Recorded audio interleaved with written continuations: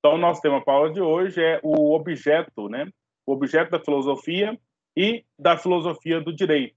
E aí nós vamos nos servir dessas páginas do texto do Reale, né? Das páginas 5 até a página 10, se eu não me engano, depois, conforme for, até a página 13, né, dessa apresentação, certo?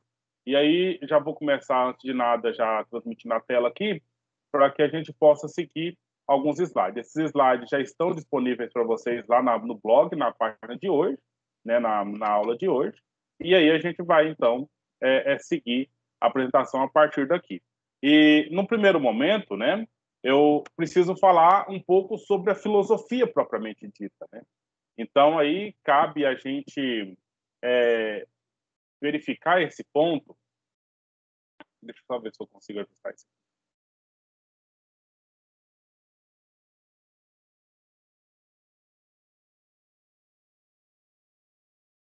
Então, ajustar esse ponto, só uma pergunta. Vocês estão me vendo com um pensador atrás de mim? Sim. Agora sim. Então, tá tudo certo. Obrigado. Então, o primeiro ponto que a gente precisa de verificar aqui é que, olha lá, devemos atingir o conceito de filosofia através de um demorado e progressivo exame das exigências que suscitam os problemas historicamente reconhecidos como sendo de ordem filosófica. Então, é muito comum, né, quando você vê qualquer pessoa com esse gesto aí, né, com a cabeça apoiada no punho, né, o queixo apoiado no punho, e a pessoa está lá olhando para o, como diz o outro, para o Antonte. Aí, o que ele está fazendo? Está filosofando, né? A pessoa fala uma coisa bonita na mesa de um bar, o que ela está fazendo? Está filosofando. Então, há uma série de conceitos e preconceitos acerca da filosofia e acerca do sujeito que faz filosofia, acerca do sujeito que está em atitude filosófica, né? E aí a gente gostaria de nos apropriar dessas ideias postas até aqui e acrescentar a questão específica, científica mesmo, do conceito ao longo da história e para que a gente entenda de fato o que está acontecendo, né? E a própria definição da palavra, né, vai nos conduzir para essa atitude de entendimento aí. Bom, antes de nada, assim, tem alguém de vocês que gostaria de que o próximo slide eu já vou definindo a palavra, explicando, né? Mas se vocês pudessem participar comigo aqui, quando eu falo em filosofia, né, o que é filosofia? Ou filósofo, o que é o filósofo? Tem alguém que gostaria de trocar uma ideia conosco aqui, dando o seu preconceito, a sua ideia inicial?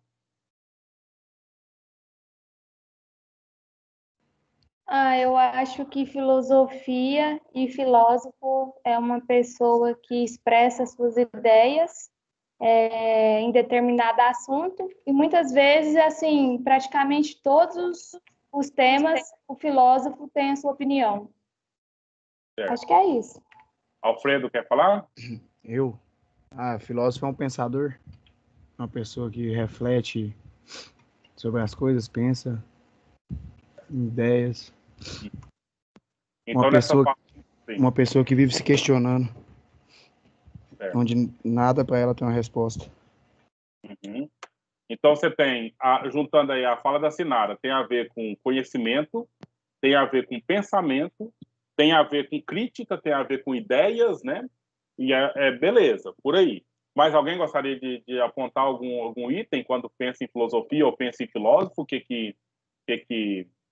Vocês conhecem algum filósofo, pessoalmente falando? Então. Pessoalmente não, professor. Ainda não, né? Então, tomara que vocês conheçam algum filósofo algum dia na vida de vocês, né? Uma pessoa que tenha feito filosofia, para que vocês tenham esse contato e esse entendimento um pouco de como que as coisas se processam, né? E é justamente uma questão de uma história, porque busca, né? O filósofo, bem por via da filosofia, ele busca uma compreensão histórica, uma compreensão da história, compreensão do tempo, compreensão das pessoas nesse tempo, né?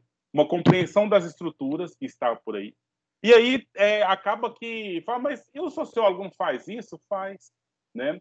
Só que o nível de envolvimento que o filósofo, o antropólogo, que qualquer um dos outros tem, é diferente do filósofo. E a diferença é básica naquilo que você já deve ter estudado em sociologia, em que o sociólogo tem aquela ideia, aquela função de que ele vai intervir na sociedade, que ele vai transformar a sociedade, que ele vai formar um cidadão. Já o filósofo ele não tem essas pretensões, e a filosofia não tem essa pretensão de servir para alguma coisa, entendeu? Então ela serve, a pessoa pode se servir dela porque ele bem entender, mas não porque ela se propõe a isso, né? Então isso você vai encontrar essa fala com qualquer filósofo que eu conheço, que eu conheci até hoje, né? E essa questão é recorrente, né? Enquanto todos os cursos são para alguma coisa, a filosofia é para nada. Filosofia é para nada.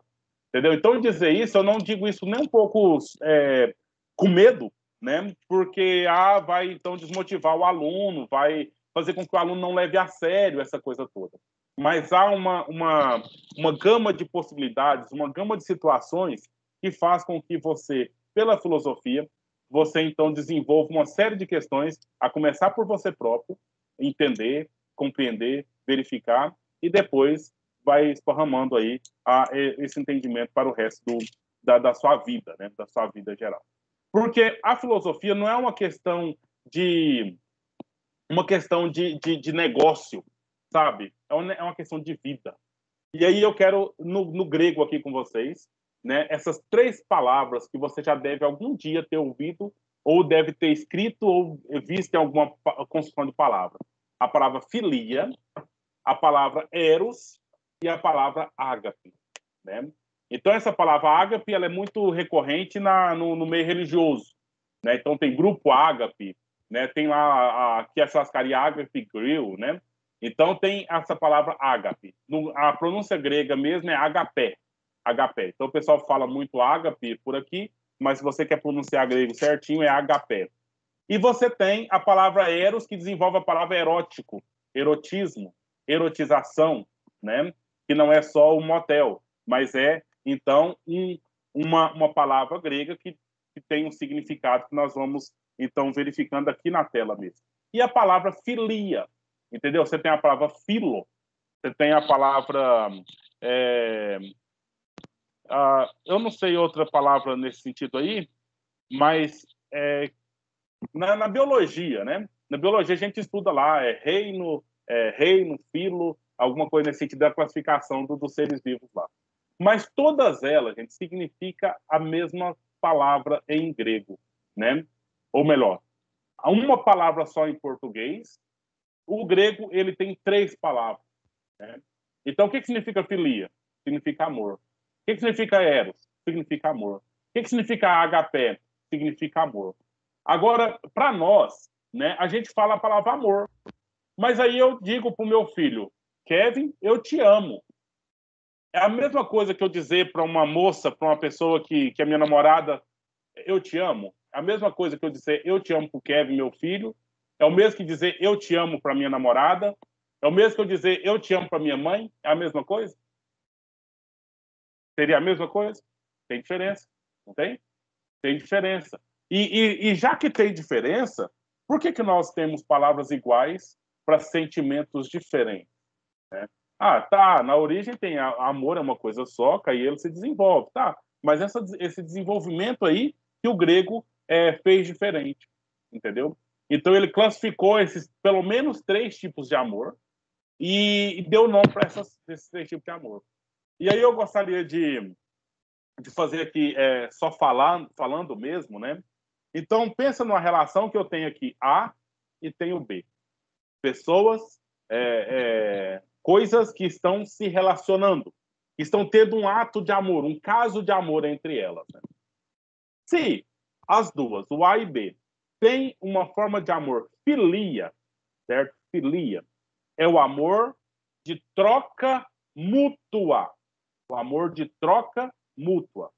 Recíproca. Tem que ter reciprocidade. Então, o que A falaria para B? B, eu te amo. Te amo verdadeiramente.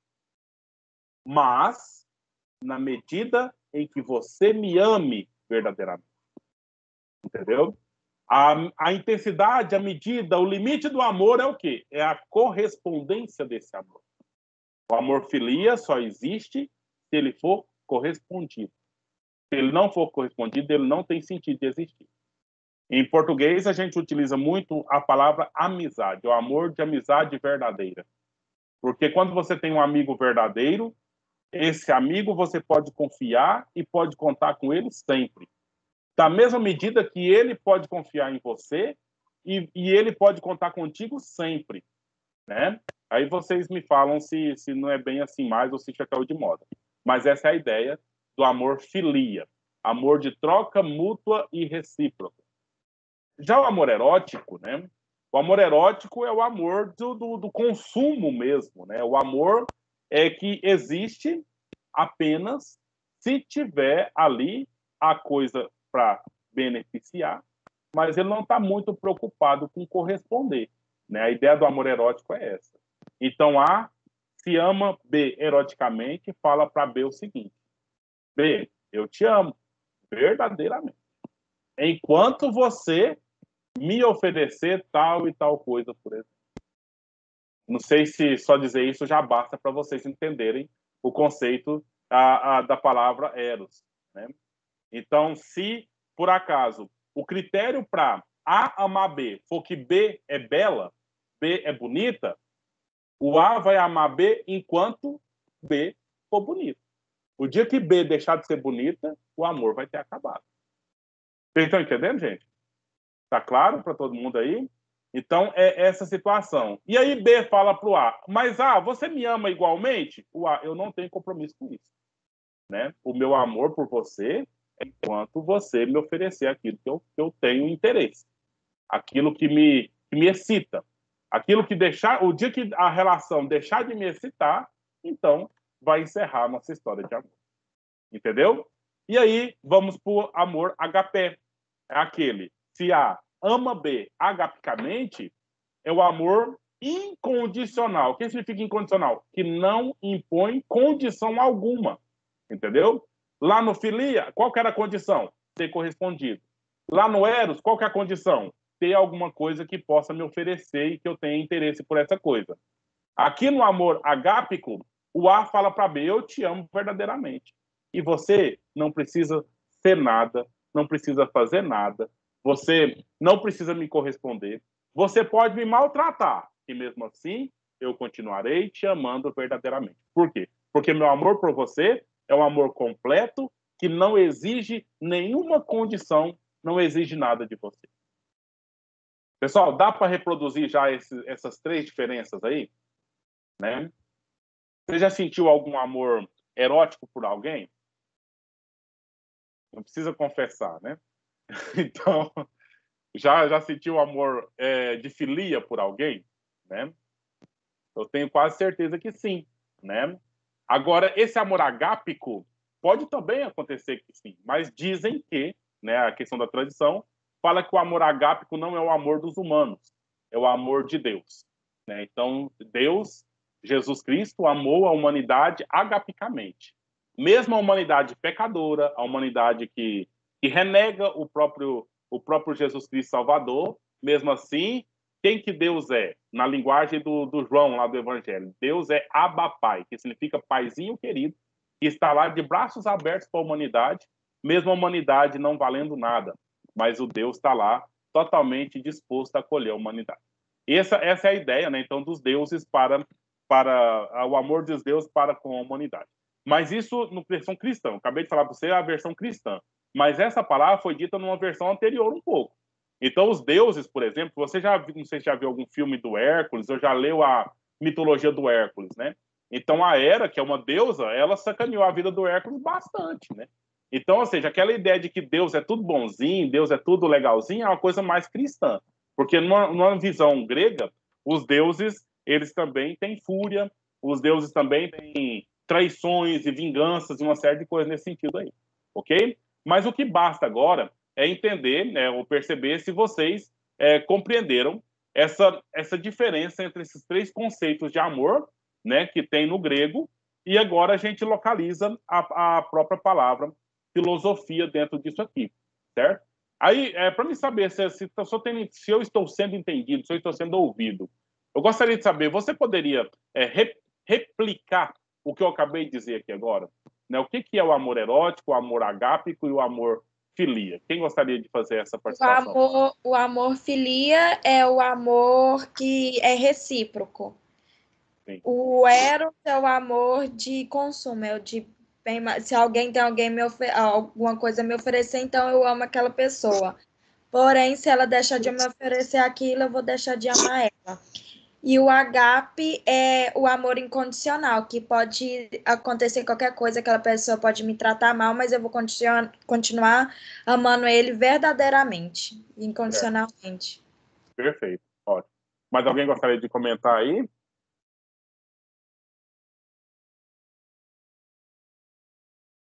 A Bruna já falou Falou bem, tudo, né? né? Mas vamos só complementar aí. O amor filia é a troca mútua, né? Que é o amor que só existe quando um corresponde o outro. O amor eros só dura enquanto houver interesse ou quando a pessoa me oferecer algo. E o amor incondicional não exige condições da outra pessoa, né? Como ela disse, pode tratar da forma que for, que vai continuar amando de todo jeito. Certo. Agora, você só basta pensar, né, em qualquer relação. Né? Em qualquer relação, esses três tipos de amor podem estar presentes. Né? Em qualquer relação. E a palavra filia está presente na palavra filosofia. A palavra filo, de filosofia, vem da palavra grega filia, certo? E é o amor de troca mútua e recíproca. Qual que é quem está nessa relação? Quem são as duas pessoas que estão nessa relação da filosofia? De um lado está quem e do outro lado está quem? Quem chuta aí? Diga para mim aí, Amanda. Quem que você acha que está dos dois lados dessa relação em que se define a palavra filosofia? Está quase desligada, Amanda. Quem você acha que está dos dois lados dessa relação? Não sei explicar, não. Eu posso falar o que eu acho? Pode. Pode falar, Bruno. O amor e a sabedoria? O amor é o que está no meio. A sabedoria está de um lado. Né? A quem está do outro lado? Então você já definiu um dos dois aí. E por que você falou a palavra sabedoria? Porque eu li no livro. Você leu no livro, certo. Então tem a palavra em grego, sabedoria em grego, como que é? Não lembro mais, não. Vocês não aprenderam nada nas suas aulas de grego, gente? Que grego? Eu não tive aula de grego. Em grego, a palavra sabedoria é Sofia. Entendeu? Então, toda menina que você vê que chama Sofia, na verdade, em grego, o significado é sabedoria. Entendeu? E aí, filo é o amor da sabedoria com quem? Com todo homem e toda mulher. Entendeu? É a relação em que eu, você, todos temos com a sabedoria. Mas não é uma relação qualquer, é uma relação de filia. De modo que a sabedoria, ela me oferece tudo aquilo que é o meu desejo, da mesma forma que eu, enquanto filósofo, você enquanto filósofa, você enquanto filósofo, você oferece para a sabedoria tudo aquilo que ela quer, que é justamente o quê? O ato de pensar. O ato de pensar sobre todas as coisas. E aí, quando você gera o pensamento, você está engrandecendo a sua amada, que é a sabedoria, né? Enquanto eu me torno um homem intelectual, uma pessoa inteligente, uma pessoa que tem o conhecimento, busca o conhecimento e desenvolve o conhecimento, então eu estou vangloriando a minha amada e ela está me concedendo todos os benefícios, né? Me oferecendo todas as dádivas, todos os prazeres que tem uma pessoa que se sente amado pela sabedoria e que desenvolve esse amor por ela. Entendeu? Então, agora é um momento mais romântico dessa disciplina de toda a história, né? É o momento em que agora a gente vai dar o pontapé numa história de amor, se vocês querem. Eu quero chamar vocês para nós sermos amantes. Amantes da sabedoria. Todos nós vamos amar a sabedoria. E não vamos aceitar que nada nos separe dela. Porque a nossa felicidade, a nossa alegria vai estar quando nós estivermos nos braços da sabedoria. Entendeu? Então, nesse sentido, não vamos aceitar nada pronto, não vamos aceitar nenhum tipo de determinação, nenhum tipo de controle, simplesmente a liberdade do amor que se dá nessa reciprocidade da relação entre nós, né? Entre eu, você, com a sabedoria. Então, é nesse sentido, entendeu? E aí, todos nós filosofamos, desde os mais jovens até os mais velhos, todos que abrem, né, que dão abertura para o pensamento, para o intelecto, acaba, então, de alguma forma, filosofando, entendeu? Então, só para definir, depois de todo esse teatrinho aqui, né? Então, nós temos filo significa amor, sofia significa sabedoria. Então, filosofia significa amor à sabedoria. E quem é capaz de amar, quem pode amar, somos nós, homens e mulheres, né, que somos inteligentes e que desenvolvemos a nossa inteligência nesse processo. Ok? Então, com isso, temos definido, então, a palavra filosofia. Agora, nós vamos, então, caminhar para o desenvolvimento, né? Como que funciona, como se processa, como se ativa o ato de pensar, né? O ato de buscar a sabedoria. E aí, só dando um exemplo aqui, do Sócrates, né? O Sócrates, ele fazia todo o seu trabalho, né, conversando com a juventude, incomodando um aqui, outro ali. Inclusive, ele dizia que ele era um aguilhão, que é um inseto que ferroa, que fica mexendo com as pessoas. Não sei se vocês já tiveram a feliz oportunidade ou a infelicidade de ter um bichinho geográfico. Eu esqueci o nome dele cientificamente, mas aquele bichinho que entra na pele da gente e vai fazendo uns desenhos parecendo uns mapinhas.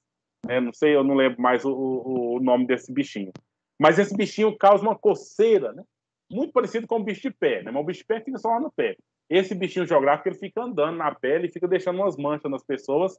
Tem a ver com verme, essa coisa aí, né? Uma verminose. Então, tem um tratamento para isso, né? Etc. Mas esse bichinho fica coçando. Daí ele tá aqui, tá coçando aqui, tá coçando ali. Então, não te deixa quieto. Você fica incomodado com alguma coisa. Então, é o que o Sócrates disse que fazia. Ele queria ser como aquele aguilhão, um inseto que entra na carne das pessoas para as pessoas não ficarem acomodadas. Porque se eu ficar acomodado, eu cruzo os braços e fico esperando a coisa acontecer. Né? Esperando as coisas passarem. Alguém disse, beleza, disse. Alguém disse, e pronto, assim por dentro. Mas na medida em que eu estou incomodado, né, eu não fico quieto, no sentido que eu quero buscar o entendimento, buscar aquela coisa ali. E aí ele disse também que ele faz a arte da maiêutica. O que é a maiêutica? A maiêutica é a atitude das parteiras, né? As parteiras que ajudam as mulheres a darem à luz aos filhos. E aí ele dizia que a mãe dele era uma parteira, a mãe do Sócrates, e ele dizia que ele também era parteiro, mas não de crianças, mas de ideias. Então ele fazia os procedimentos que precisavam fazer para fazer com que as pessoas despertassem as ideias que estão dentro da cabeça dela. E aí, seguindo a mesma lógica desse filósofo, todos já têm todas as ideias. Todos nós temos na nossa cabeça todas as ideias que um dia nós podemos ter consciência delas. Entendeu? Toda a sabedoria que você precisa ter, conhecimento de lei na sua formação jurista, conhecimento de constitucional, de penal, de tudo quanto é coisa, a ideia já está aí, já está na sua cabeça, segundo Sócrates. Só que o que é preciso? Que talvez ainda não aconteceu. O ato de despertar essas ideias. É o ato de fazer com que você dê à luz essas ideias. E aí precisa de um parteiro, né? Um parteiro para conduzir você a expor essas ideias. Entendeu? Então, você, conforme Sócrates, sabe tudo. Só que às vezes você ainda não sabe que sabe. É preciso um procedimento para que você tome consciência daquilo que sabe. Aí você passa a saber aquilo que você sempre soube, só que não sabia que sabia. E aí, alguma forma, você vai, de fato, saber, né? Saber aquilo. Só que você sempre soube, né? Só que não sabia que sabia. Então, é uma situação de desenvolvimento, né?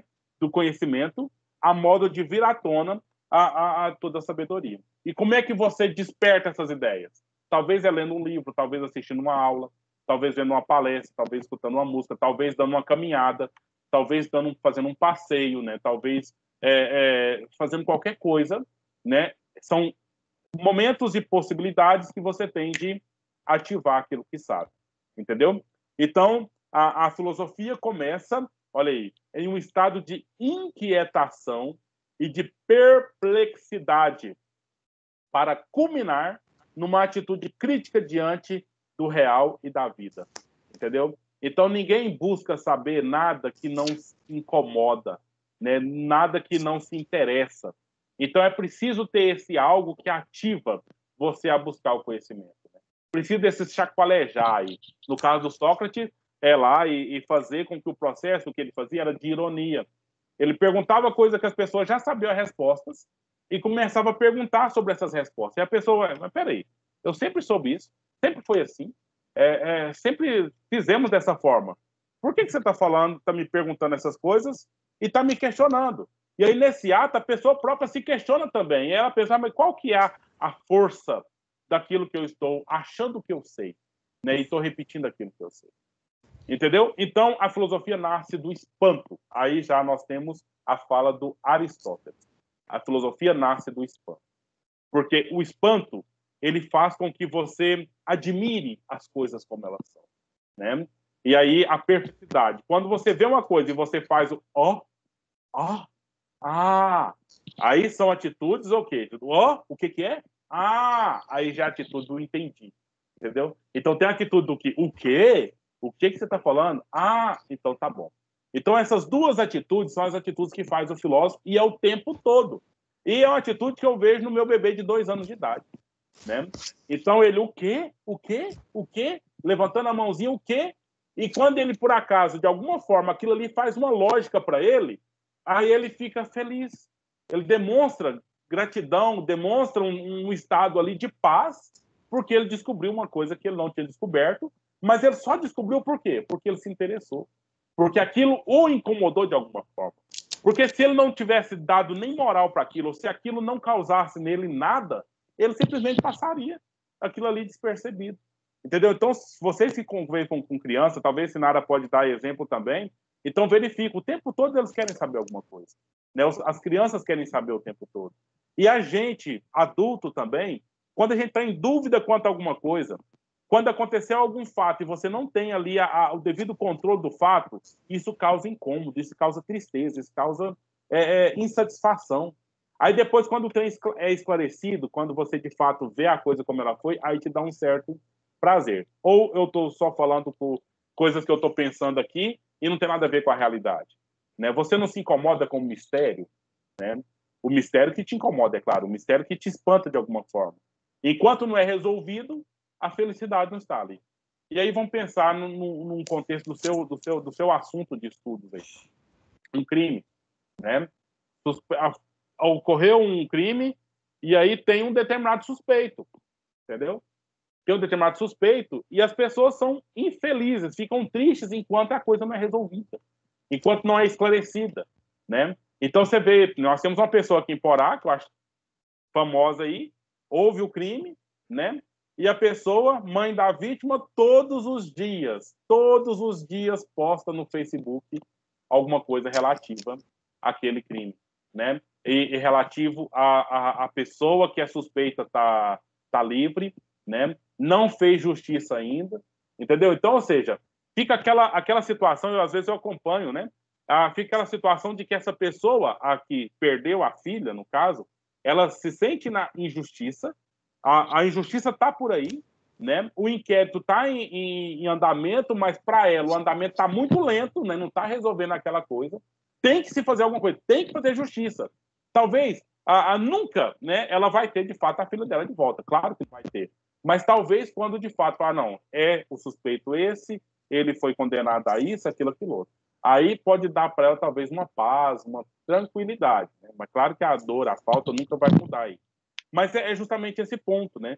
De buscar entender o que ocorreu, né? De buscar clareza em saber de fato o que ocorreu.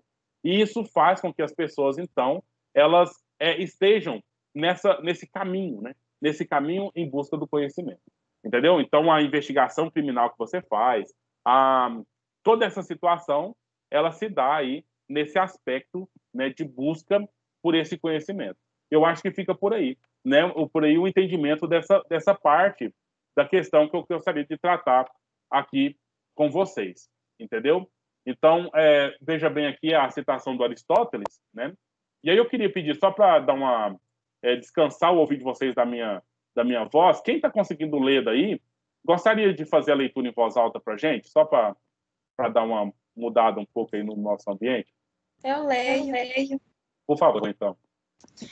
Aristóteles, 384, 322 a.C. Dizia que a filosofia começou com a perplexidade, ou melhor, com a atitude de assombro do homem perante a natureza, em um crescendo de dúvidas, a começar pelas dificuldades mais aparentes. Justamente. Então, é a questão da perplexidade, aquilo que de alguma forma te incomoda, aquilo que de alguma forma te chama a atenção, e aí faz com que você, então, vai vendo aquilo que está aí já mais próximo de você, aquilo que está mais fácil de que você possa, de fato, entender, e aí você vai, então, aumentando a complexidade, aumentando o campo de investigação, o campo de análise e, naturalmente, também o campo de entendimento. Se eu perguntar para você o que te incomoda, sabe? O que vem a primeira coisa na sua mente aí? O que você gostaria de entender? Entendeu? Então pensa nessa pergunta que eu acabei de fazer aqui. O que te incomoda? O que te tira da estabilidade no sentido assim de que assim, queria saber por que isso? E aí eu tô perguntando, falando para você pensar nisso aí e me falar se você entendeu o que eu perguntei ou se você não entendeu bem o que eu falei aqui agora. Entendeu o que eu perguntei? Quando eu falar para você o que te incomoda ou o que você gostaria de entender que você ainda não entendeu e você gostaria muito de entender? Eu perguntando isso, já vem alguma coisa na sua mente aí ou você não entendeu o que eu perguntei?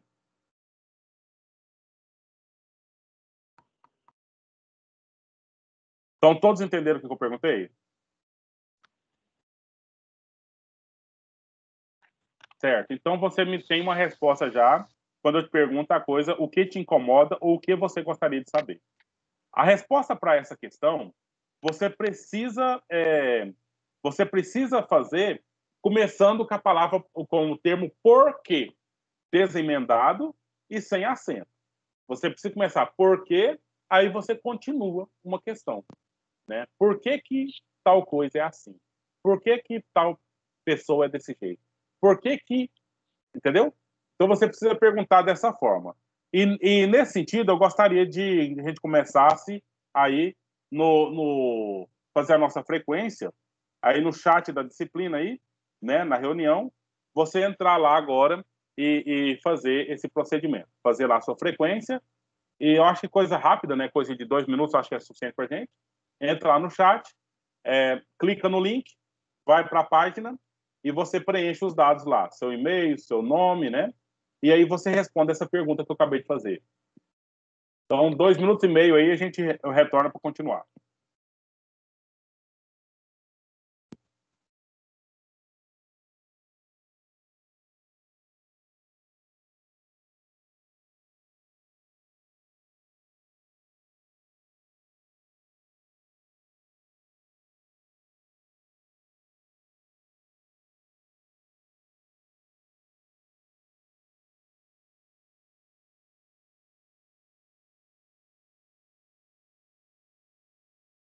Para mandar no seu e-mail agora, professor?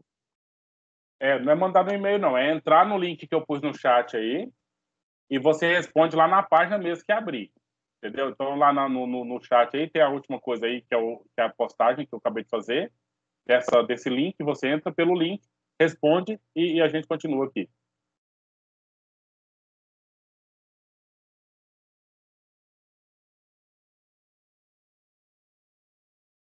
Bom, todos acharam o chat aí ou alguém ainda não achou?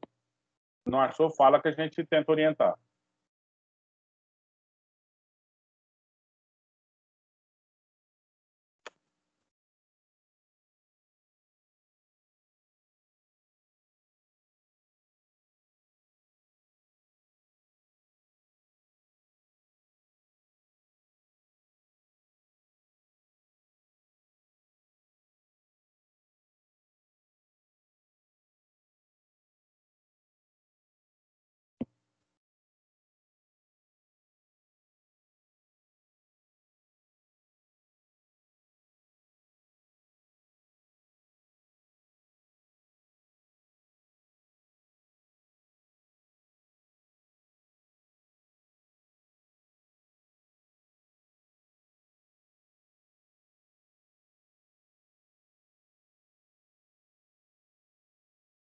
Professor, não consegui achar lá ainda não.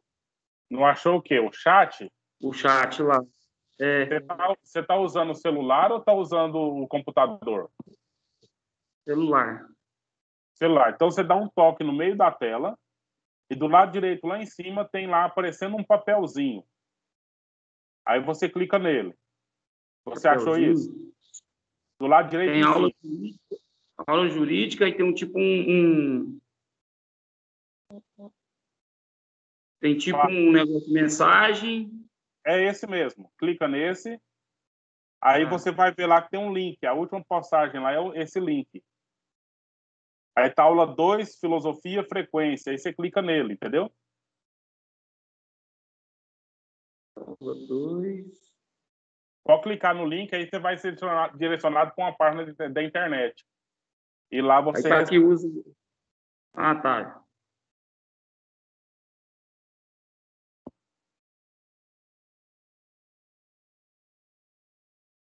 Deixa eu ver. Aqui vários já conseguiram finalizar. Vamos ver qual que são as questões. Então, vamos fazendo aí, pessoal, e a gente vai seguindo e vai comentando, né? Sem tanto desespero, mas aí vai dando certo.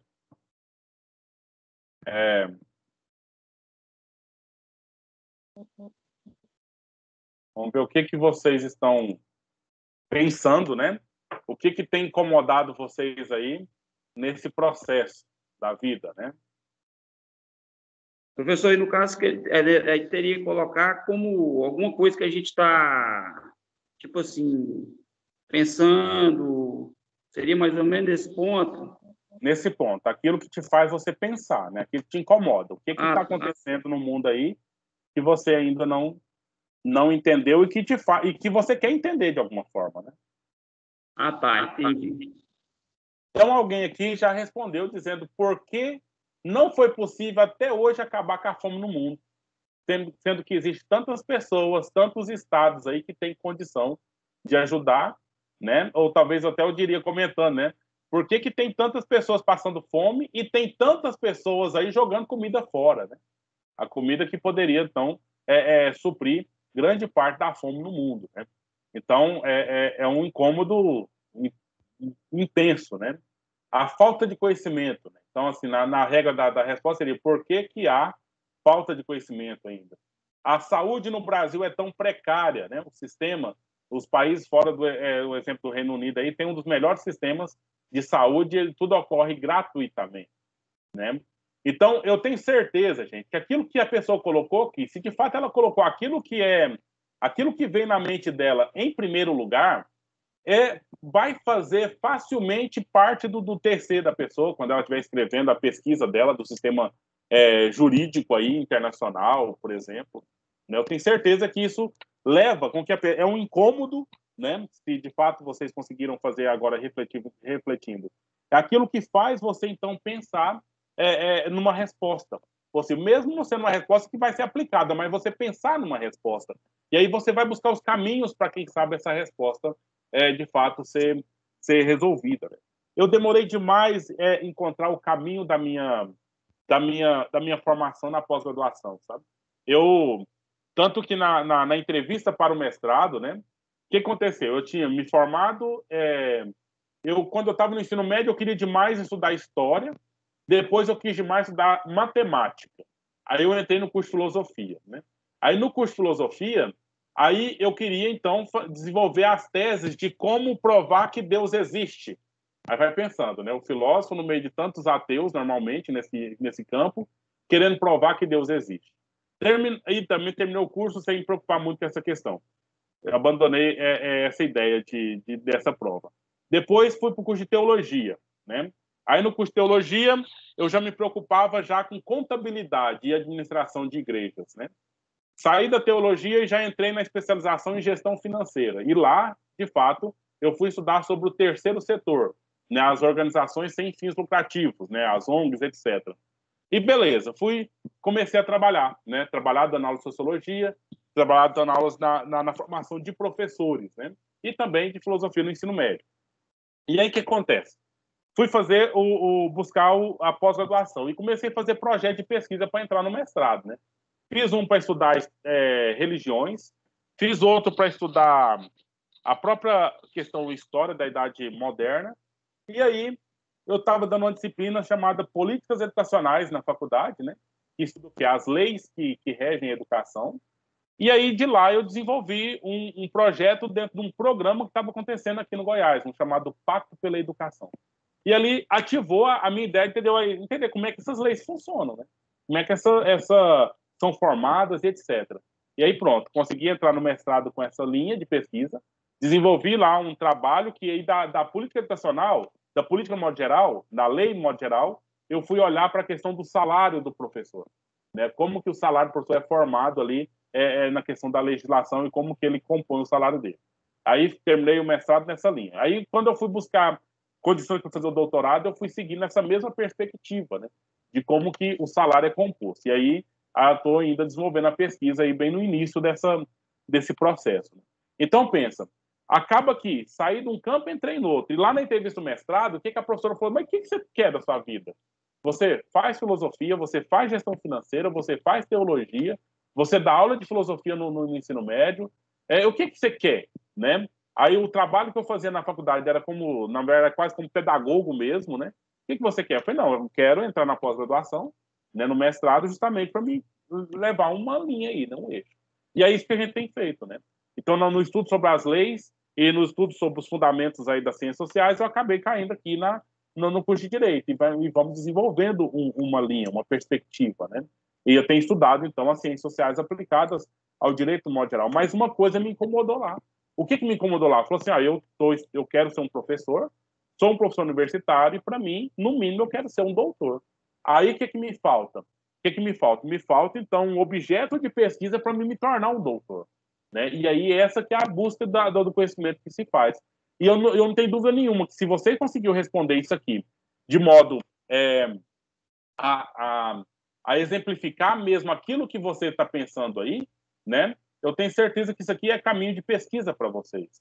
Olha lá, me incomoda a precisão e assertividade que os observadores tiveram para organizar o Cronos, né? O dia, mês, hora, estações, minuto. Então, a questão aí de própria organização social do tempo, né? E da administração disso aí.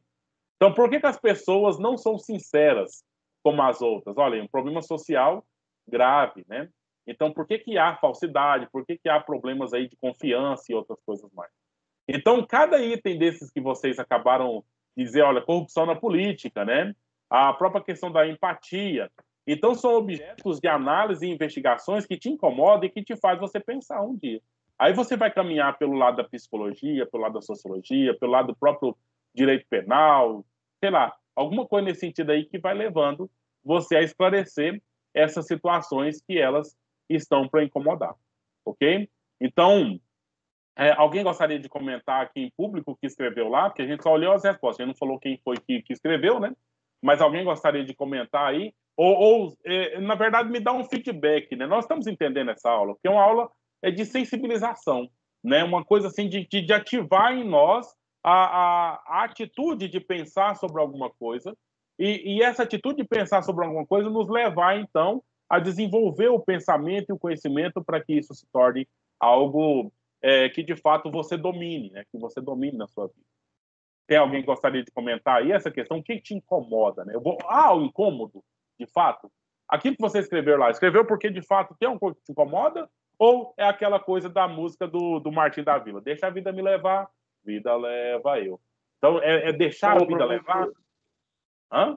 Igual eu coloquei lá sobre respeito da política. É uma coisa que eu não entendo por que praticamente quase todas as eleições estão sempre os mesmos políticos, as mesmas, o que eu gostaria de entender, as mesmas roubalheiras e a população ainda continua voltando e sempre, como foi 90%, são os mesmos. Pois é. Então, parece que já está pré-determinado que só determinadas pessoas têm a capacidade e a possibilidade de assumir o lugar, e mesmo sendo suspeitas de algumas questões por aí.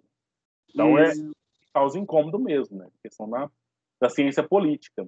Mas você não percebe, isso aí tem pessoas entre nós mesmos, né? que sempre querem garantir a ideia de que elas são melhores que as outras, né? Que eu tenho poder sobre você. Você é incapaz de fazer aquilo que eu posso fazer. E aí tem pessoas que gastam muito tempo e esforço para reafirmar essa questão, né? E aí essas pessoas que estão aí sempre assumindo esses postos aí de governo, esses postos aí de mando, né? De soberania dos demais. Mas é claro, dá para ser entendido, né? Dá para ser entendido e ser investigado. O que não dá é o que a maioria de nós fazemos. É simplesmente, não, eu não vou envolver nisso, né? Isso é coisa que passa e é coisa deles lá mesmo, eles podem continuar fazendo o que sempre fizeram. Eu não sei vocês, mas eu convivo com isso diariamente no ambiente escolar no qual eu trabalho, né? Então, ou seja, qualquer um de nós, né, a mãe da Amanda também é professora, que eu conheço, então qualquer um de nós, quando faz um concurso para trabalhar na escola, faz um concurso para ter professor. Então, todos são professores. Só que alguns, em alguns tempos, assumem a condição de coordenador, de diretor da escola. Só que tem alguns que acham que ele só pode ser coordenador, né? Só acha que ele é o único que pode ser o diretor, porque ninguém mais pode. E aí vai plantando essa ideia, criando essa ideia aí, e essa ideia do estabelecimento do poder. E às vezes a coisa não é sempre boa, né? As pessoas não fazem, de fato, assim, a paz, faz a comunicação que deveria ser. Então é evidente situações como essa, mas elas sempre se afirmam como sendo as únicas que podem assumir aquela função e a gente só tem que obedecer. E aí uma vez uma pessoa na escola falou assim, não, fulana continua sendo diretora porque ninguém pega. Ninguém quer isso aqui, não. Eu falei assim, deixa ela renunciar, né? Deixa ela renunciar se fica um dia sem diretor nessa escola aqui. Entendeu? E aí eu falei, eu acho que ninguém pega, não. Eu falei, pois é, então deixa ela renunciar. Pode ser que as pessoas não querem concorrer à eleição, não quer o desgaste ali de uma campanha ou de um conflito, né? Mas dizer que só ela que é a única que quer, eu acho que é muita ingenuidade, né? Ou tentativa de imposição dessa ideia para que ninguém, de fato, queira mesmo, né? Para não entrar nessa disputa. Mas isso eu estou falando na escola, mas você vê isso em qualquer ambiente, né? Qualquer ambiente no qual a gente vive, a gente verifica alguns candidatos a vereadores aí, os pré-candidatos, ou já candidatos, não sei, aí começa a mandar mensagem para mim, eu conto com o seu apoio, com o seu apoio. Eu falei, beleza, eu te apoio, eu acho interessante, mas pensando, né? São pessoas que nunca vão ser eleitas, né? Por quê? Porque elas não têm a máquina que ganha voto, né? Por conta da questão da própria corrupção que você falou aí, né? Eu mesmo já perdi serviço para político. Pois é. Porque as pessoas envolvem com o pessoal nesse sentido aí. Né? Mas aí é uma coisa que já está pronta, né? Uma coisa que está estabelecida. E aí a nossa pergunta é por que é assim? Por que tem que continuar sendo assim? Entendeu? E aí essas investigações fazem com que a gente, então, ou continue infeliz porque a gente não entendeu ainda, ou nos dá uma certa felicidade quando a gente esclarece alguns pontos, né? Então seria isso aqui que eu quero chamar a atenção para vocês nessa situação aqui. Então tenha certeza, gente. Se você quer ser um bom jurista, né, que você está caminhando para essa formação, então você se encante com o direito, sabe? Você se incomode com aquilo que foi dito. E aí vai garantir para você, então, a atitude necessária para que você faça a investigação e tenha o devido esclarecimento. Eu estava conversando com a tia da nossa colega Ana Clara, né, que abandonou o curso aqui, e aí ela disse que, talvez ela até disse para vocês já, né, que ela abandonou o curso porque o curso de Direito para ela foi muito frustrante, porque ela achou que chegaria já, era pessoas do direito, falando em direito, mas aí tinha uma disciplina nada a ver, né, e foi interessante a tia dela contando isso para mim, né, eu pensando, mas que culpa eu tenho de ela ter saído do curso de Direito? Porque aí eu já dando duas disciplinas que tinha nada a ver com direito diretamente, aí a tia Cleusa dando uma disciplina que tem nada a ver com direito, né? Então, o que sobrava do direito mesmo? Vocês tinham lá desenvolvimento do conhecimento científico, também não tinha nada a ver com direito. Então, sobrava lá, acho que uma ou duas disciplinas do direito mesmo, né? Isso fez com que ela se desmotivasse e ela abandonasse o curso, né? Foi mais uma culpa para a minha história, né? Mas aí é um entendimento de que vai chegar um momento no curso que você não vai ver nada dessas outras coisas. Vai ver só direito mesmo. Mas até você, então, garantir a sua maturidade intelectual para, de fato, tratar essas questões próprias do direito, então precisa passar ser meu aluno, né? Precisa ser meu aluno nesse processo aí, para tratar alguns pontos e te garantindo condições para avançar. Entendeu? Um processo de formação. E a gente vai do amplo para o específico, né? Então agora ainda é o momento do amplo, né? Só que nós perdemos a Ana Clara e por minha culpa, né? Ou por culpa das minhas disciplinas trabalhada com vocês aí. Vamos ver, tomara um dia que ela de fato se desperte e entre nesse processo de perplexidade mesmo, para que de fato o encanto com o direito nada atrapalha, sabe? Quando você se encanta com alguma coisa, nada te atrapalha a continuar de fato buscando esse entendimento, entendeu? Então, a atitude filosófica, né, que começa pela perplexidade, conforme o nosso autor Aristóteles, aí agora ela passa, então, ela é própria, essa atitude é própria de quem sabe captar e renovar os problemas universais. Então, veja bem, outro exercício que faz interessante pensar é observar os problemas, como, por exemplo, de onde nós viemos. De onde nós viemos? Por que estamos aqui? Né? Ou, se você não quer voltar num problema tão antigo, tão universal como esse, é você perguntar todo dia, por que eu estou fazendo direito? Por que eu estou fazendo direito? Então, aí eu te convido para olhar uma história um pouco mais recente na sua vida. Ah, quero desistir. Tá, mas por que você entrou nesse curso? Né? Você está casado, está namorando? Ah, quero terminar. Mas por que você começou a namorar? Né? Por que você começou a namorar? Aí, se você olha lá na resposta do porquê você começou e verifica que aquele motivo ainda existe até hoje, então, beleza. Se você está querendo terminar, está querendo parar, não tem sentido. Agora, se você olha para lá, tinha um determinado motivo, e esse motivo só foi enfraquecendo ou só foi te frustrando, aí beleza, aí está na hora de parar mesmo. Está na hora de terminar mesmo. Então, é uma questão de investigação, de reflexão da sua própria condição, sua própria situação, e uma reflexão acerca daquilo que você está vivendo. Aí faz com que você ou renove as forças, revigore, ou de fato você parte para outro projeto. Vai desenvolver outras coisas. Vai fazer outras questões por aí na sua vida. Entendeu? Então seria um pouco nessa ideia, né, de você renovar, saber, perceber e renovar os problemas. Porque o cosmos é sobre a própria vida, né?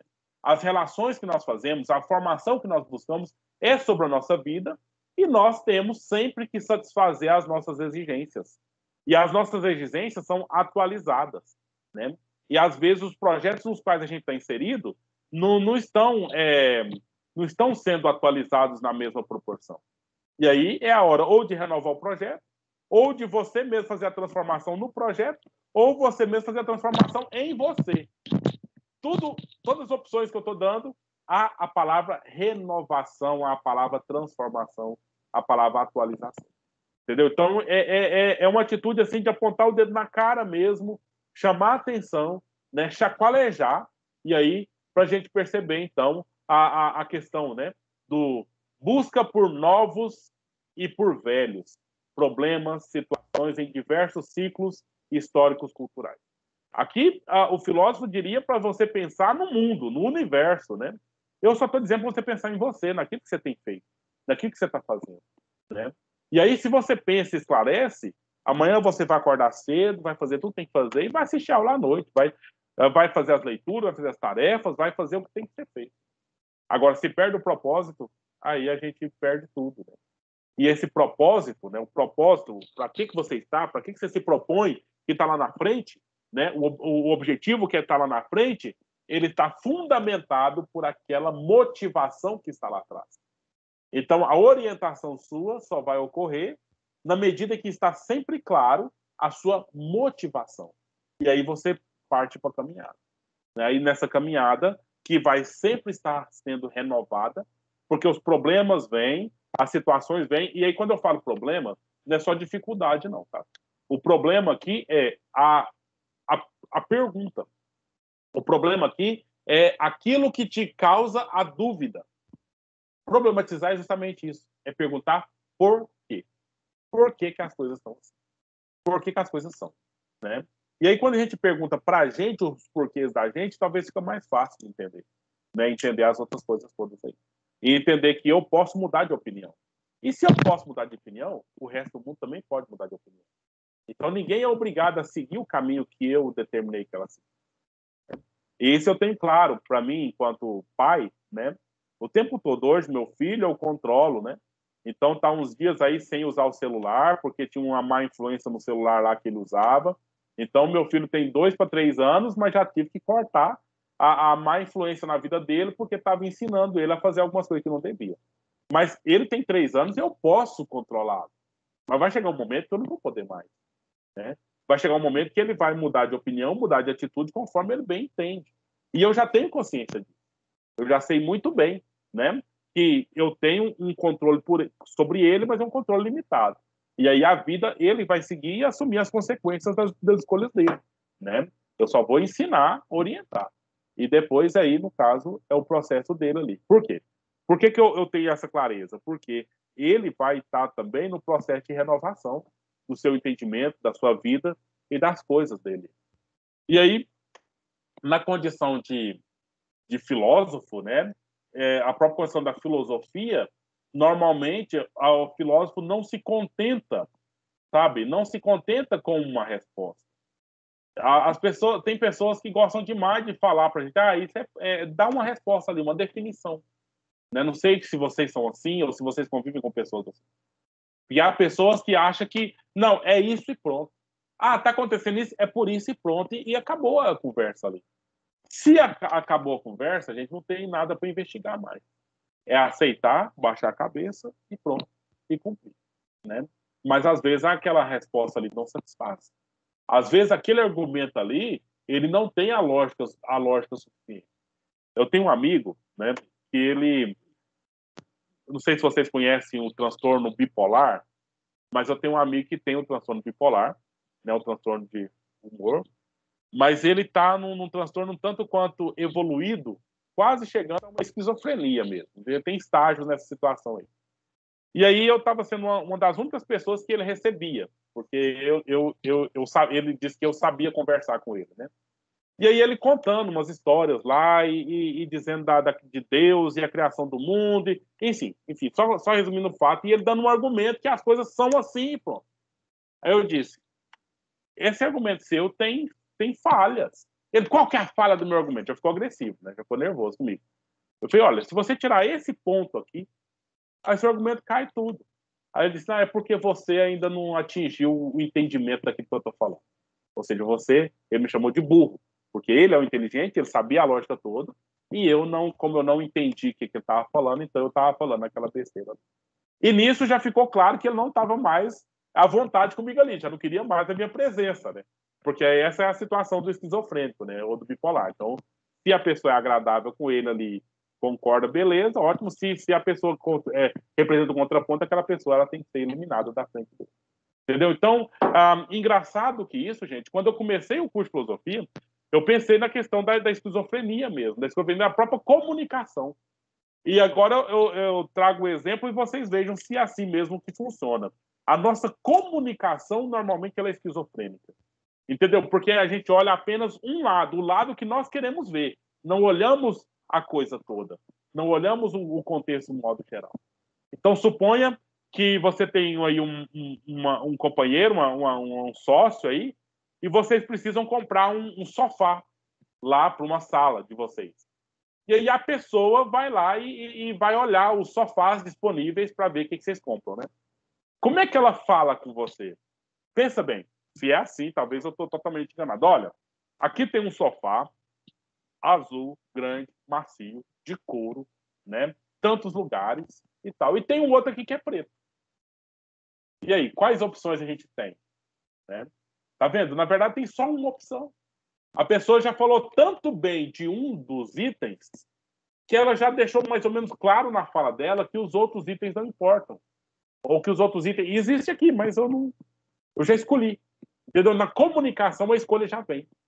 Entendeu? Então, as pessoas, vamos dar as opções, tá? Mas as opções, elas já vêm comunicadas de forma fragmentada.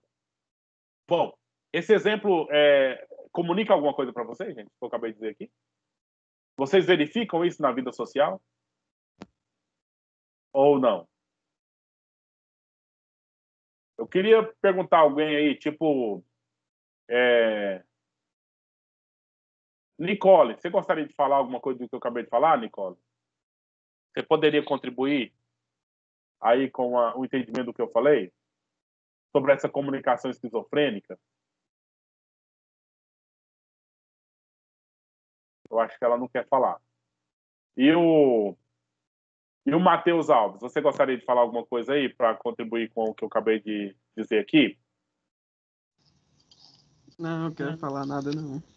Quer não? Obrigado. Tem nada pra Mas falar. eu sei, é por causa que eu tô pelo celular e às vezes trava e fica meio Entendi. ruim. Eu não quis falar, não. Mas você gostaria de comentar sobre essa comunicação esquizofrênica da vida que a gente vive, né? De pessoas que só pensam um único argumento, que é o argumento dela, que ela defende, e aí ela abafa todos os outros, ou ela não acata nenhum dos outros, não aceita nenhum dos outros argumentos. Ah, isso até é meio difícil de falar, né? Porque a gente nunca, tipo, entende outra pessoa, os pensamentos das outras pessoas. Então é meio que é uma coisa relativa, mas difícil de falar. Justamente. Professor, Pois não? eu estava, o senhor comunicando aí, falando, eu estava até prestando atenção. Geralmente, às vezes mesmo a gente faz isso. Igual no caso, a gente, tipo assim, quando a gente quer uma coisa mesmo, a gente mesmo tenda a mostrar para outra pessoa e não deixa mesmo ela enxergar o outro lado. Entendeu? Eu estava mais ou menos pensando desse lado aí. Às vezes a gente mesmo faz isso. Uhum. Justamente, claro. Como pessoas, né? Na vida faz isso. Tipo a ocasião, o que possa acontecer, qualquer outra coisa, principalmente algum interesse em alguma coisa. Eu estava falando, eu estava observando e prestando atenção mais ou menos nisso. É a prática do convencimento, né? A prática de convencer o outro a alguma coisa que é o certo. Uma amiga minha dizia, né? Ela como se diz, ela é a que mais, vamos dizer, a renda familiar, o salário dela é o maior da casa, né? E aí, se vai ter um passeio, se vai ter alguma coisa assim, aí ela decide. Ela vai lá, reserva o hotel, ela marca a data e tudo mais, né?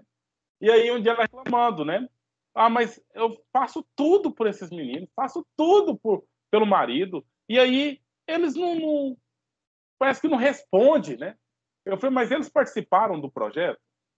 Não, mas eu não pensei nesse projeto só em mim, eu pensei foi neles.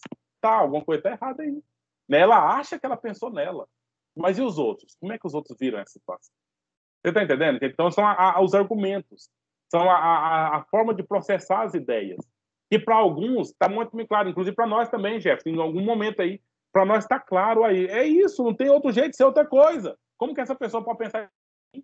O caminho é só um. Como é que essa pessoa está pensando em outro caminho? Né? Então, é justamente, talvez, pensar essas coisas é olhar para nossas próprias atitudes, nossas próprias decisões e pensamentos. Né? E fazer com que a gente, então, naquele processo de renovar, né? de observar a situação e, talvez, e o principal, não se contentar apenas com uma resposta dada.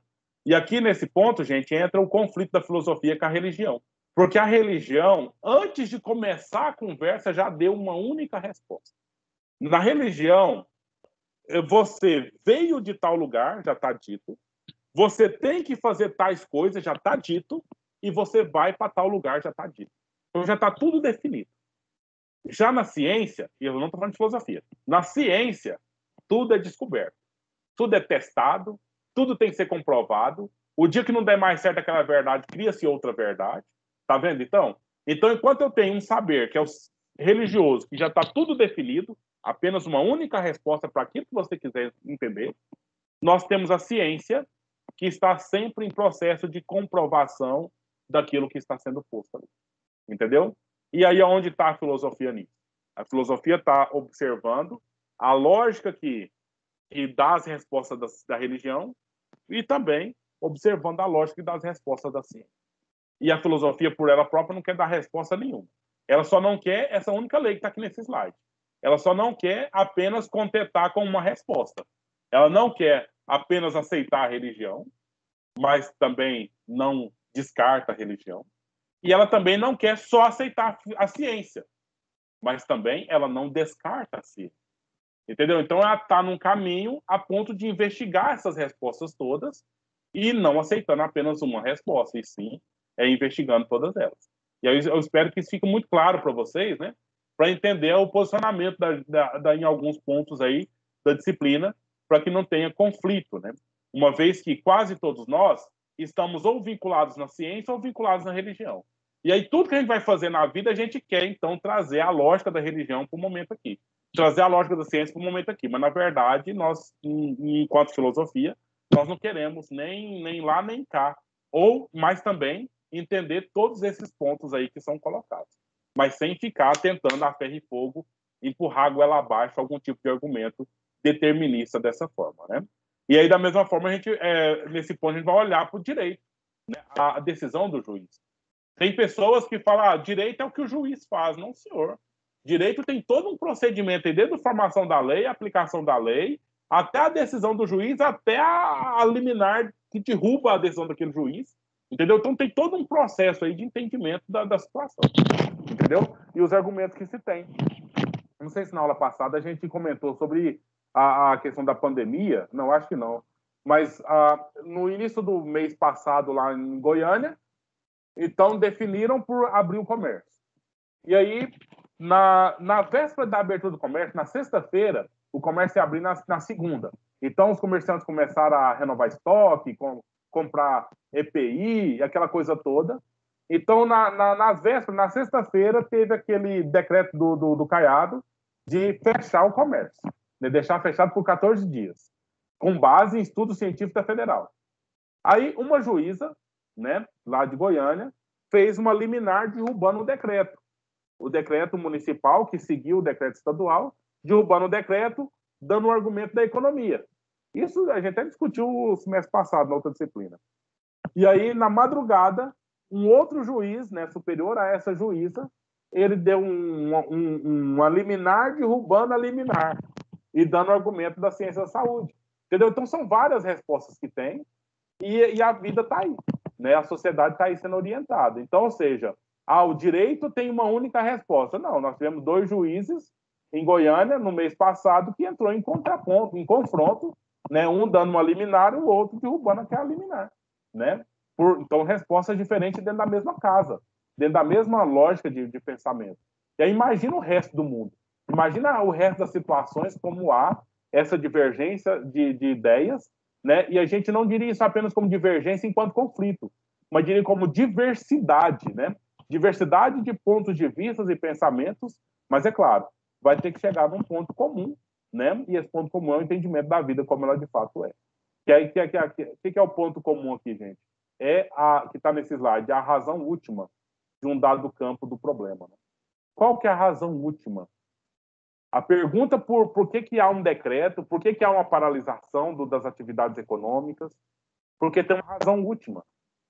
Qual que é a razão última de todo esse movimento que nós estamos vivendo aqui na pandemia? Esse movimento legal, jurídico, que eu estou dizendo. Essas definições todas é para uma razão única. Qual que é essa razão única? Está claro para a gente, será? Alguém seria por causa da pandemia? Sim. Né? O primeiro, assim, no meu modo de pensar, o primeiro ponto, e por outro ponto também seria também, assim, em questão que o senhor está comentando aí, que eu vejo acontecer, que a gente vê isso direto, o comércio brigando, até mesmo forçando, que eu já vi, forçando o prefeito, forçando a abrir o comércio, e do outro lado, que nem o senhor disse, o próprio tribunal, né, que no caso seria os magistrados, forçando a parada juntamente com o governador, né? Então, resumindo, seria, no caso, força de um lado para não chegar ao ponto que chegou, né? Certo. Aí você ainda está descrevendo, Jefferson, o conflito. Certo. Conflito. Qual que é o conflito? Então, manter o comércio aberto, e o conflito é os decretos e liminares aí para fechar o comércio. Mas qual que é a razão última de tudo isso aí? Manter o comércio aberto para quê? Mas eu estou falando assim, lá na última coisa da vida. Última coisa, último ponto. E cumprir os decretos. Qual que é a última razão? Quem encontra a palavra aí? No caso, seria por causa da pandemia, né? Tá, isso é por causa de. Agora eu só queria que você entendesse dessa forma. Por causa de é o motivo que está lá atrás. Agora a minha pergunta é, qual que é a razão última? É para quê? Toda essa ação é para chegar num determinado ponto que está lá na frente. Que ponto é esse? No caso, seria para não espalhar, né? Sim, mas vamos uma palavra bem específica aí. É não espalhar, está no caminho, mas a gente pode chegar numa palavra comum. O que vocês acham, gente? As pessoas não morrer. Olha aí. O não morrer. Agora coloca no ponto positivo. Você falou o negativo, o não morrer. Agora fala no afirmativo dessa palavra, Sinara. O afirmativo Para as pessoas sobreviverem. é a vida. Entendeu? Então, se você perguntar para o cara do comércio, por que você quer abrir o comércio? Você fala, porque eu tenho que produzir dinheiro, vender, produzir dinheiro para pagar salário, para as pessoas comprarem comida e viver. Pergunta para o pessoal do decreto, por que quer fechar? Porque nós precisamos, para que fechar? Para que o vírus não se propague e as pessoas vivam. Entendeu? Então, você tem uma razão última, que é a vida, a preservação da vida. E você tem um monte de atitudes aqui, agora, todos querendo preservar a vida. Né? Preservar a vida econômica e tal, né? Comendo e tendo o que comer, etc. E a vida, né? Da saúde, não contraindo a doença. Entendeu? Então, ou seja, aí está o problema. Aí está o problema da nossa investigação. Querem chegar no mesmo ponto. Pois não, se a gente for observar a visão do Estado, por exemplo, porque a maior função do Estado é proteger o bem jurídico do ser humano, que é a vida, eles estão certos em querer parar tudo, né? Mas se a gente for observar pelo lado dos comerciantes também, que eles têm que vender para alimentar a população e tem que produzir, tem que gerar dinheiro, tem que movimentar a economia, então tem dois lados que estão certos na mesma questão, né? Então, assim, tem que analisar os dois lados. Então, aí que está o campo da filosofia. Porque se eu estivesse aqui falando com você enquanto professor de economia, né, nós estaríamos fazendo os cálculos aqui e tal, até chegar ao ponto de falar assim, não, morrer 100 mil pessoas não é muito, não. O Brasil tem 200 milhões, entendeu? Morrer 100 mil pessoas aí faz parte do processo, até dar uma ajustada aí na Previdência, alguma coisa assim, né? Pensa a gravidade do que eu acabei de falar. Agora, se eu estou aqui falando com você da ciência da saúde, né? Então, eu vou dizer para você, olha, que essas empresas ficam fechadas 2, 3 anos, né? A dificuldade econômica que vai gerar nem chega aos pés do problema da perca da vida das pessoas aí. Entendeu? Então, ou seja, são esses argumentos que estão aí. E aí, não cabe nós aqui, e é bobagem a gente querer fazer isso, querer saber qual que está certo e qual que está errado. Mas aí é uma atitude inteligente para todos nós aqui, esclarecer esses pontos. Ter claro qual que é a visão do decreto lá, governamental pela ciência da saúde, e ter claro qual que é o argumento da economia, do pessoal da Associação do Comércio, da indústria, etc. Entendeu? E aí a gente vai esclarecendo esses pontos, entendendo aquelas questões. Porque não está para nós decidir essas questões. Eu não tenho a mínima condição de decidir isso. Né? Eu posso tomar as decisões aqui em casa. Tipo, se a creche lá do meu filho abrir amanhã, a professora falar, pode trazer o meu filho, eu vou agradecer e vou deixar ele guardadinho aqui em casa. Eu não sou biólogo, eu não sou médico, mas eu sei que se eu colocar ele no meio de outras crianças lá, isso eu estudei pela sociologia. O que aconteceu nos Estados Unidos lá? Você viu a notícia de 90 e tantas crianças foram contaminadas? Tentaram abrir as escolas lá e a coisa aconteceu. Então, pronto. Já, infelizmente, essas 90 e tantas crianças estão doentes, né? Espero que, pelo sistema imunológico delas, elas possam ser recuperadas, né? Mas elas vão pagar um preço para que o resto do mundo entenda que não está na hora ainda de abrir escola, né? Então, ou seja, acontece a situação que a própria ciência vai mostrando para a gente. E a gente vai analisando essas coisas todas. Então, que bom. Obrigado pela participação aí de vocês nesse ponto, né? Para verificar aí o entendimento aqui da nossa situação. E sempre, gente, é problema. É um problema, é o porquê. Por que a coisa é assim? Por que se desenvolve da forma que é? Ok? E aí, eu sei que uma aula como essa é um pouco cansativa, né? Uma vez que é cheia de conceitos e esclarecimentos, e muitas vezes são conceitos que a gente não é acostumado a ficar conversando sobre eles, né? Porque é muito mais fácil, quem sabe, se eu desse aqui uma aula de receita de bolo, ensinar vocês a fazer um pão de queijo, por exemplo. E aí, eu ensinando vocês a fazer um pão de queijo, eu vou deixar claro para vocês, olha, sempre coloca 4 medidas de polvilho, coloca 1 medida de água, 1 de leite, 1 de óleo. Esquenta a água, o leite, o óleo, joga nesse polvilho, depois vai colocando o ovo até no ponto de enrolar. Isso aí você vai fazer essa receita em qualquer época da sua vida e você dá conta do resultado. Agora, filosofar, não existe a receita. Mas os problemas filosóficos estão aí. E aí você pode ou abrir os olhos para eles e discutir, debater, ou fechar os olhos para eles e simplesmente aceitar que sempre vai haver aqueles que vão ser os vereadores, que vão candidatar e sempre ganhar, aqueles vão ser sempre os prefeitos, aqueles que vão sempre ser os pastores e padres que vão te dizer as coisas que você vai lá aceitar e pronto. Aquele que vai ser seu marido e vai te dominar a vida toda, ou vai ser sua esposa e vai te dominar a vida toda, ou aquele que vai ser sempre seus pais que vai te deixar submisso dentro da casa e pronto, entendeu? Então, ou é você que vai buscando a liberdade dos seus pensamentos pelo o entendimento, pela própria busca do conhecimento, ou você, de fato, aceita aquilo que está posto ali. E a filosofia nos ajuda nesse sentido, porque ela é a ciência das causas primeiras, ou das razões últimas. Eita, parece que tem uma confusão aqui. Causas primeiras e razões últimas. Isso aqui é mais uma vez Aristóteles.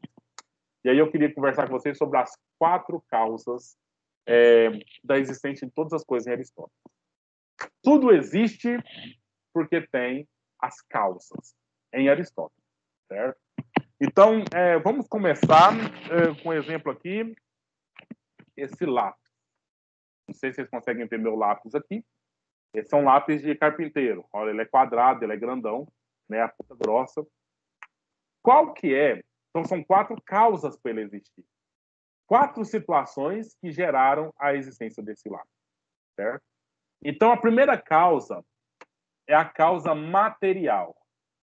De que esse lápis é feito? Pelo menos a principal parte desse lápis, a maior parte desse lápis aqui é feito de quê? Vocês conseguem identificar aí? Madeira? Esse lápis é feito de madeira. Então, ele só existe por quê? Porque existe uma coisa antes dele que chama-se madeira. Essa é a causa material para a existência desse lápis. Mas a madeira também é causa material para a existência de uma mesa, de uma cadeira, de qualquer outra coisa, certo? Mas a causa material do lápis é a madeira. A outra coisa é a causa formal. De que forma essa madeira se apresenta? Ela se apresenta na forma de lápis. Poderia estar se apresentando na forma de porrete, na forma de taco de beisebol. A madeira podia estar na forma de qualquer outra coisa, mas nessa análise aqui ela está na forma de lápis. Agora, o que foi preciso? É agora uma outra causa, né? Que é a causa eficiente, em Aristóteles, que permitiu que a madeira se transformasse em lápis. Quem está acompanhando o que eu estou falando e está entendendo direitinho e quer chutar uma resposta? O homem. O homem. Que homem específico?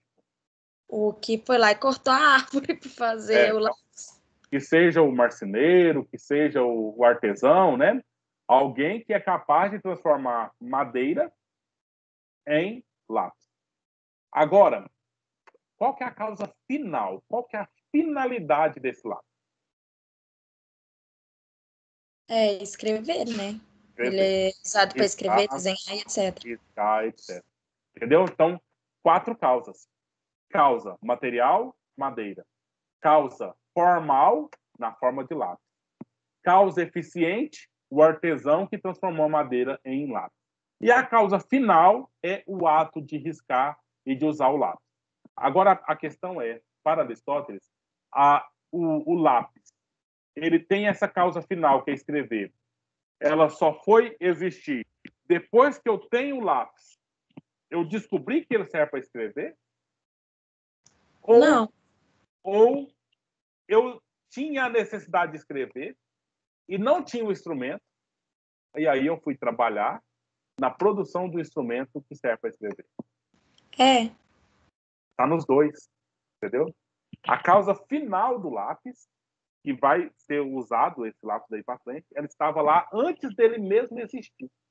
Entendeu? Antes de existir o objeto lápis, existiu a necessidade ou a vontade de se escrever, e aí, agora eu tenho um lápis que escreve. esse é um problema muito caro da filosofia, no sentido aí, de colocar essa questão que está aqui no slide. Olha lá. Então, busca as causas primeiras e as razões últimas. E o exemplo que eu estou dando é aqui o exemplo do lápis, né? Então, a causa primeira da existência do lápis é a causa final. É a finalidade que esse lápis tem, e ela já existia antes dele mesmo existir. E aí, depois que ele existe, aí sim a gente pode utilizar. E aí, nisso, tem as outras coisas. Tem pincel, tem lápis de cor, tem caneta e outros objetos que servem também, porque tem a causa final, que é escrever. Entendeu? Então, nesse sentido, aí o Aristóteles, de alguma forma, concorda com Platão. As ideias que você já tem aí na sua cabeça são todas que você precisa ter. Todas que qualquer ser humano pode conhecer. Só que, por acaso, você vai viver e morrer e talvez não vai falar japonês. Mas não porque você não sabe falar japonês. É porque você só não vai falar japonês. Não vai despertar na sua mente aí o falar japonês. Desperta falar outras coisas, mas não despertou falar japonês. Mas você já tem aí, já está impregnado. Né? Porque quem te criou já te criou completo. Quem criou a sua racionalidade criou toda a possibilidade. E do mesmo tanto que você aprende direito, você podia estar aprendendo medicina, engenharia, filosofia, sociologia, história, matemática. É do mesmo jeito, a mesma capacidade. Você tem a mesma capacidade para qualquer coisa. E alguns se iludem, né? Dizendo, eu tenho mais predisposição para tal coisa e não tenho muita facilidade para tal coisa. Mas nesses filósofos que nós estamos estudando, tanto Platão quanto Aristóteles, né, a filosofia garante o entendimento e a busca por essas causas primeiras e razões últimas. Né? E aí, para a gente, então, se preocupar, né? Gastar aí um tempo aí de quase 5 minutos para falar de um lápis, uma aula na faculdade, né? No curso de Direito, quem faz isso? Somente aqueles que têm uma inclinação, né? Ou uma orientação para a verdade última. E aí, quando a gente fala desse assunto aqui, do mesmo jeito que eu estou falando desse lápis, eu estou falando da pessoa que está lá presa com 70 anos de prisão porque cometeu um assassinato, um crime hediondo, né? E aí tem todas as bases da formação do pensamento dessa pessoa para ela, de fato, fazer o que fez, né? E a sociedade conviver com ela da forma que convive. Então tem as causas, né? As causas para tudo quanto há. E tem as razões para tudo quanto há. Né? E aí basta a gente fazer as devidas investigações para garantir uma parte dos entendimentos destes pontos aí. Ok, gente? E o que a gente... Então, como que o filósofo vai fazer nesse processo? Como é que eu comecei fazendo a pergunta lá para vocês fazerem a sua participação? Né? Eu orientei vocês lá a dar que tipo de resposta? O que vocês fizeram lá? Que é a atitude filosófica aqui. Como é que o filósofo desenvolve o seu trabalho? E aí eu orientei vocês a fazerem lá uma resposta. De que forma? Na forma de... Pergunta. Questionamento?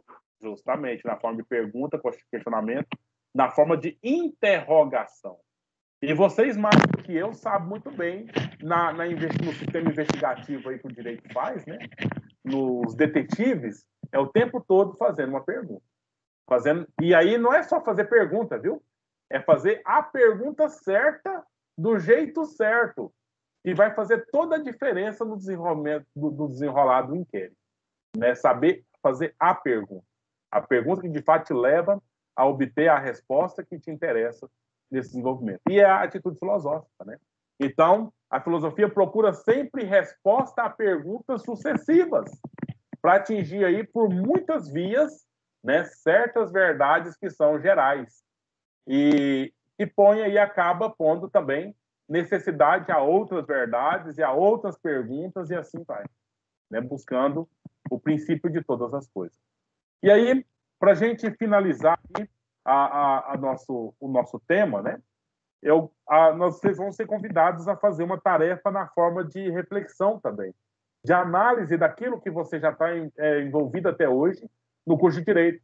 Essa pergunta que está aqui nesse slide, gente, ela está lá para vocês na pergunta da tarefa de casa, na tarefa pós-aula, né? Porque em casa vocês já estão.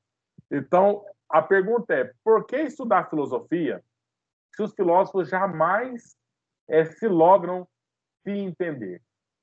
Isso aí fala de jurista, tá? O filósofo não perguntaria dessa forma. Então, eu estou copiando a pergunta lá do próprio texto, esse que eu convidei vocês para lerem antes de eu chegar na aula, certo? Então, os filósofos não estão tão preocupados em te esclarecer, te explicar e te convencer daquilo que eles pensam. Mas eles falam de uma série de questões aí. Então, para que estudar filosofia? A minha pergunta aqui é se essa aula valeu de alguma coisa até aqui. Né? Por mais que eu não falei em nenhum momento para que a filosofia é boa para a sua vida, eu falei um monte de momentos aqui para que a filosofia pode servir, o que a filosofia faz, o que pode ser interessante. Aí é a hora de responder aqui, por que estudar filosofia? A primeira parte da pergunta é essa, por que estudar filosofia? E depois, qual que é a vantagem ou a utilidade da filosofia? Se os maiores pensadores nunca chegaram a uma concordância de pontos que são fundamentais. Né? Então, perguntinhas básicas, com base na aula, com base naquele texto lá, que está orientado aí na questão. Duas perguntas. Por que estudar filosofia? Lembra, porque é motivo, tá? Motivo é o que tem na filosofia que faz dela algo digno de ser estudado. Por quê? E aí, para quê? Que é a vantagem, né? Qual que é a vantagem? Para que estudar filosofia? O que eu posso absorver da filosofia? E em que ela pode me ajudar? Certo? Então, qualidades que ela tem é por quê? E as vantagens é o para quê. Como que você pode se servir da filosofia? Entendeu? Aí lembra da definição? Na história de amor, filia, troca mútua recíproca, entendeu? É você e a sabedoria. E aí, o que dessa relação de amor, o que você pode... Tá claro, gente, as perguntas? Tem alguma dúvida na pergunta? Se vocês já estão tranquilos para a gente encerrar, a gente encerra, né? E aí, com o material, que é esse texto, esses slides estão lá no blog, à sua disposição. E aí você, então, responderia essa questão lá para a gente. Alguém quer dizer alguma coisa mais? Até segunda Professor. que responder? Uma semana, né? Mas aí tem aquela regra que eu coloquei naquela primeira aula. Você tem uma semana para responder concorrendo lá a 100% da nota. Se você atrasar mais 2 semanas, 3, aí você vai perdendo em 10% por semana até chegar nos 60%. Se você quiser deixar lá para o último dia, né? Então aí pode, mas aí você vai ter a nota cheia. Vou fazer. Certo, Jefferson, depois o Alfredo. Professor, pelo que eu entendi da aula que o senhor explicou até hoje, a filosofia ela é muito usada também em questão, assim, que eu estava percebendo em questão de júri, advogado de defesa, promotoria. A argumentação, não é? A argumentação. Justamente. Eu estava observando isso aí.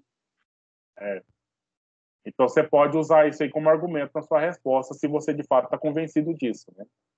Não, assim, pelo que eu vejo, eu gosto de assistir júri, que a gente presta serviço por fora, né?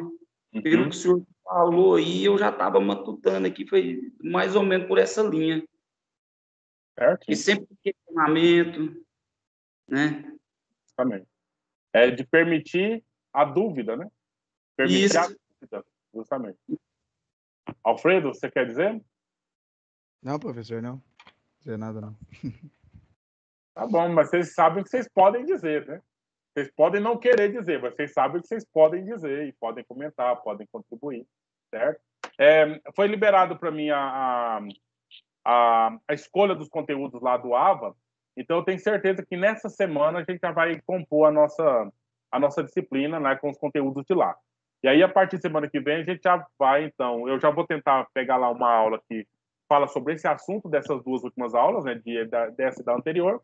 E aí, nas próximas aulas, a gente já vai começar a estudar os textos que já estão lá no AVA, que estarão lá no AVA para vocês. Aí fica uma coisa casada, esse momento aqui com aquele momento que você vai realizar sozinho lá no AVA. Ok? Então, foi um prazer sempre revê-los, né? E a gente vai encerrando por aqui. E aí, até quinta-feira na aula de Sociologia e até segunda na aula de Filosofia. Tudo bem? Tudo bem. Beleza. Então, tchau, tchau. Tchau. Tchau, boa noite. Boa noite. Tchau.